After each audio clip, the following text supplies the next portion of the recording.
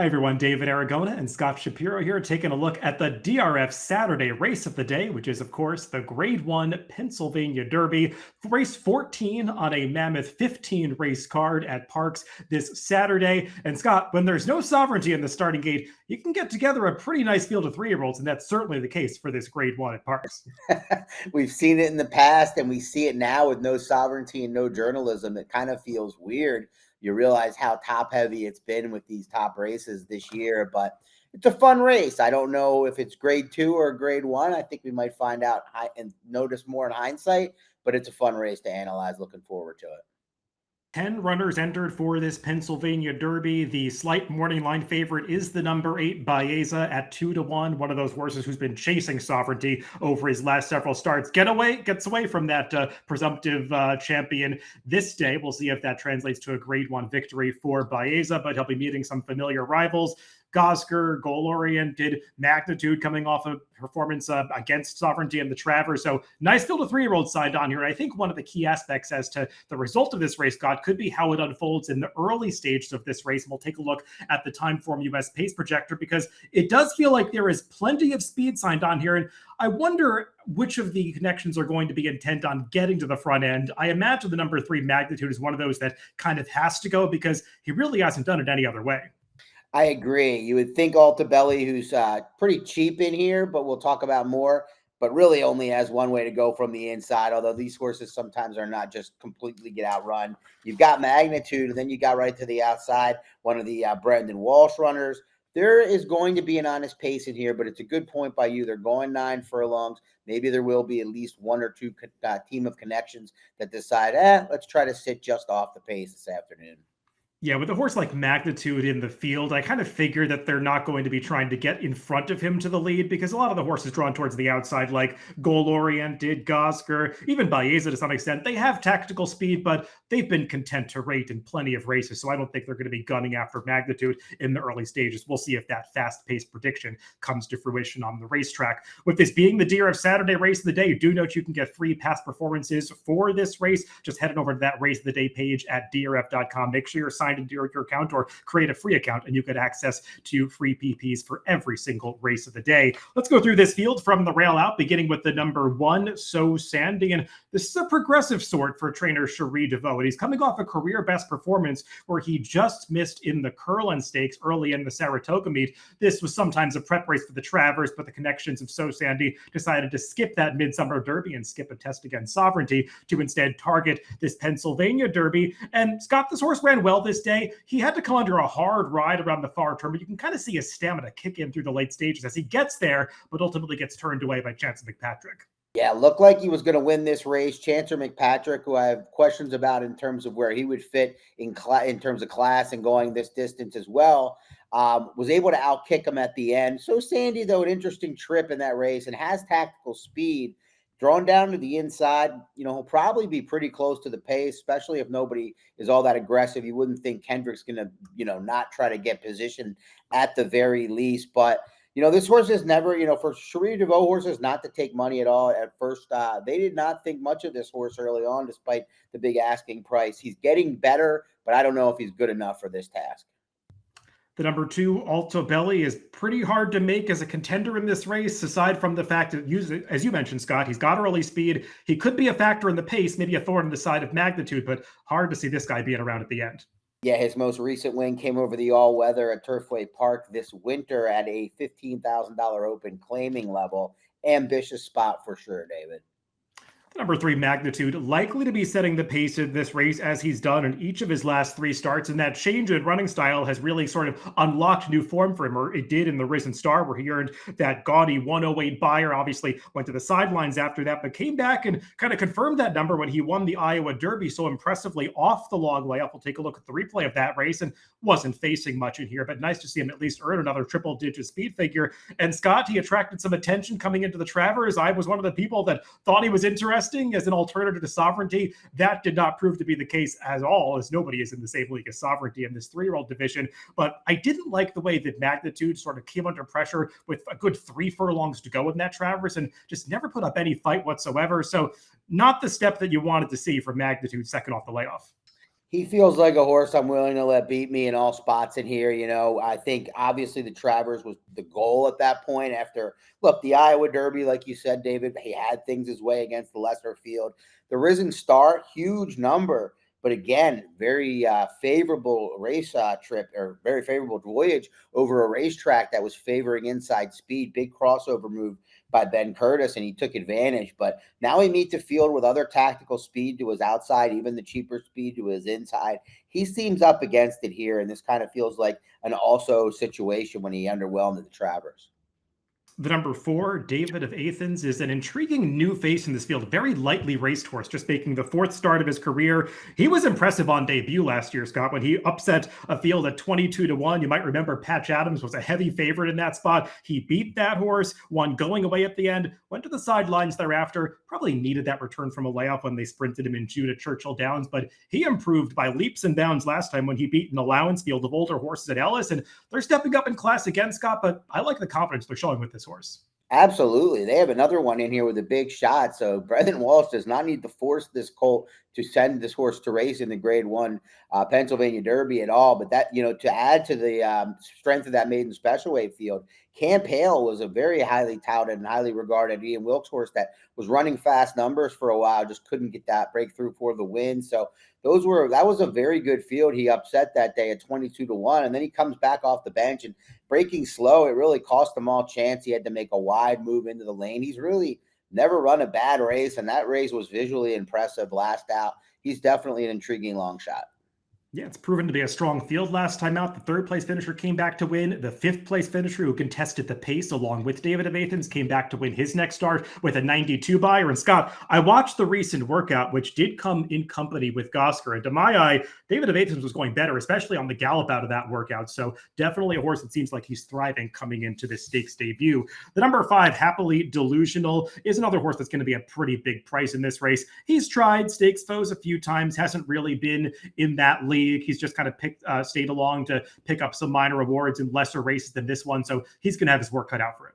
He sure is. I mean, he's lost a couple of times recently, or in his career this year at least, at odds on. His lone win came at 2-5. He's very much up against it in here, but he has hit the board in 6 of 9 over this course. Another lightly raced runner in this field is the number 6, Goal Oriented, who is like David of Athens, only making, he's making the 5th start of his career. That one's making the 4th start. But this horse has tried Grade 1 company on a couple of occasions, as his connections threw him right into the deep end of the pool in the 3rd start of his career in the Preakness. Obviously, some trouble in the upper stretch that day. Maybe he caused it. Maybe somebody else caused it. That's a debate for another time. But obviously, it affected this horse. They came back in the Haskell last time, and he ran a much better race. He traveled well around the far turn, and something we didn't see from him in the Preakness is he really fought back when challenged in the late stages of that Haskell. So he's moving in the right direction. I will say, Scott, I was watching some of his workouts in the middle of the summer out in California, and watching workouts is something you want to do for the Bob Baffert trainees, because they really are asked a lot of them in the morning and they tip their hand. He was working so well in the middle of August, and I've been a little underwhelmed by some of his recent works on the way in here. So I wonder if maybe they should have run him in the Travers when he was doing so well a couple weeks ago. Yeah, this seems to be a race Bob Baffert likes to run in instead of I'm very surprised he didn't run him in the Travers still to this moment. I'm sure he had his reasons, but I don't know if, like you said, he didn't strike while the iron was hottest. He meets a deeper group here by far, and he draws in between in race where there's some speed, definitely to his inside, as we've mentioned, and tactical speed to the outside. So he's got to prove it to me at his price of 5-2, but I don't think either of us would be shocked if he ran well or even won the race. The number 7, Big Truz, is a horse that's going to be trying to stretch back out around 2 turns, something he did too back in the Indiana Derby. That experiment didn't really work out. Maybe it was a little too much too soon in terms of the distance for him, because he had only sprinted up until that point, but he moved up around the far turn. It just seemed like he ran out of gas in the late stages. He handled a mile much better last time in the Ellis Park Derby. That's kind of a 1.5 turn mile at Ellis Park, and he was visually impressive that day. I've got to say, though, Scott, I'm a little surprised they keep focusing on more distance with this horse, because I thought he was shaping up to be a pretty talented sprinter early on. Yeah, he ran 3rd in the Woody Stevens, which at the time was the best sprint for the division. And I was a big fan of this horse. I mean, he was very good on debut. Fact, who he beat was a very talented Will Walden horse. And then he comes back and runs 2nd to Patch Adams. He's really never run poor sprint. I thought in the Indiana Derby, if he was ever going to run well in a 2-turn race, that was a good spot for him. Albeit it didn't work out for him in terms of trip and the way the racetrack played that day. But he was underwhelming. I think last time was more about the class drop. The mile and an eighth combined with the Grade 1 field, I think is too much. Even though maybe the pedigree is why they keep turning back to the distance.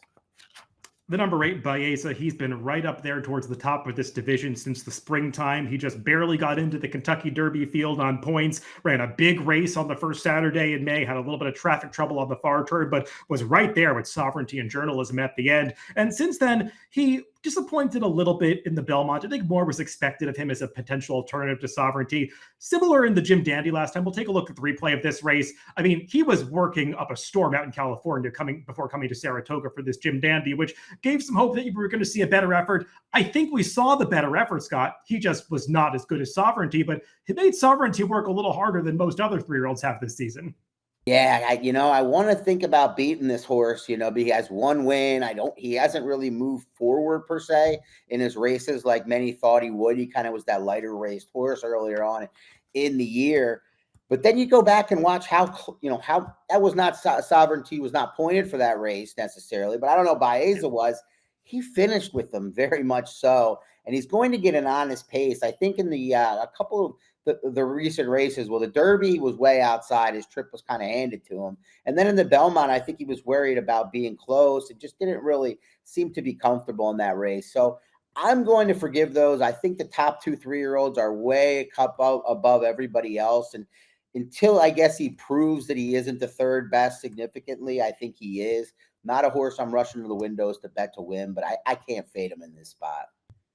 The number 9, Gosker, he was the runner-up in the Preakness behind Journalism, and then again, second place in the Grade 1 Haskell behind that same foe last time out. We'll take a look at the stretch run of that Grade 1 in New Jersey, and he ran really well this day, Scott. I mean, he was outside most of the way. He made the move to take over at the top of the stretch. That's goal-oriented highlighted inside of him. And goal-oriented battles back. Looks like he might actually come back and defeat Gosker in mid-stretch of this race. But Gosker fights to the wire. They both get swallowed up by Journalism at the end. But a lot of horses have succumbed to that fate so far this year. I thought it was a good effort from a horse who's been improving with every start. We'll see if he can take another slight step forward here. Hard to knock, but coming in, I'm almost think that maybe, especially from a gambling perspective, one of those 2 races, 15-1, 6-1, were maybe the times to have him. Wouldn't be surprised if he takes some action off the 4-1. I think he's a horse that people trust at this point. He figures to get a pretty good stalking trip in here, although he could get caught a little bit wide. I think he's in with a significant chance here. I just don't know if we've maybe seen the best of him already. And maybe Brendan Walsh and the work pointing to the fact that maybe the Now horse is a stablemate.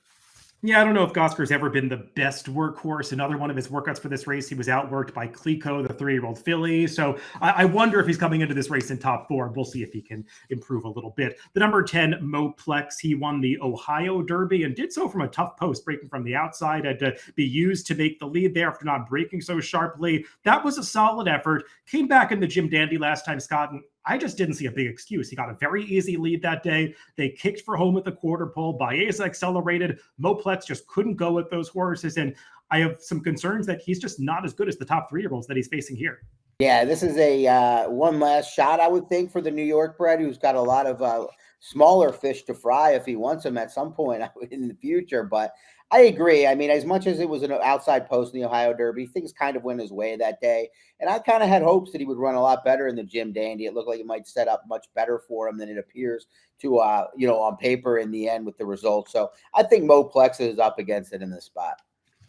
Let's go to picks for this Grade 1 Pennsylvania Derby. And Scott, I see you're going to put Baeza on top. I agree. He's a horse that you just have to respect in this race, given his proven class lines and the fact that he's probably going to work out a pretty good trip in here.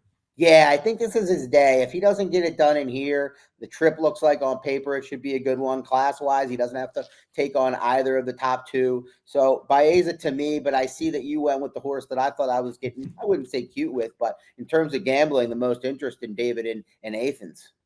Yeah, I'd want close to the 12-1 morning line on this horse if I was going to take a shot with him, because he's facing some legitimate foes in this race who've proven themselves against Stakes Company. But I just think there's still further upside for this horse, the number 4, David of Athens. And I like the trajectory that he's on. Seems like he's coming into this race in good form. So maybe take a small shot with him at a price 4,896 for me and 8,491 for Scott in the DRF Saturday race of the day, the Grade 1 Pennsylvania Derby. Good luck if you're playing the races this weekend.